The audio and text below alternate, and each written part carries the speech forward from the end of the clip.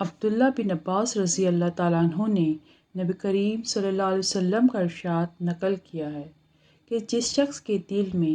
قرآن شریف کا کوئی حصہ بھی محفوظ نہیں، وہ بمنزلہ ویران گھر کے ہیں۔ جو دل کلام مجید سے خالی ہوتا ہے، شیطان کا اس پر تسلط زیادہ ہوتا ہے۔ اس حدیث میں حفظ کی کس قدر تاکید فرمائی ہے کہ اس دل کو ویران گھر ارشاد ہوا ہے جس میں کلام مجید کا کوئی حصہ محفوظ نہیں۔ ابو ہریرہ رضی اللہ تعالیٰ عنہ فرماتے ہیں کہ جس گھر میں کلام مجید پڑھا جاتا ہے،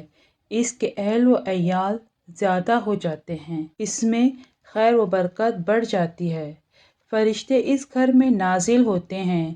شیاطین اس گھر سے نکل جاتے ہیں، اور جس گھر میں تلاوت نہیں ہوتی اس میں تنگی اور بے برکتی ہوتی ہے، ملائکہ یعنی فرشتے اس گھر سے چلے جاتے ہیں، شیاطین اس میں گھس جاتے ہیں۔ روزانہ تھوڑا ہی صحیح قرآن پاک کی تلاوت ضرور کریں،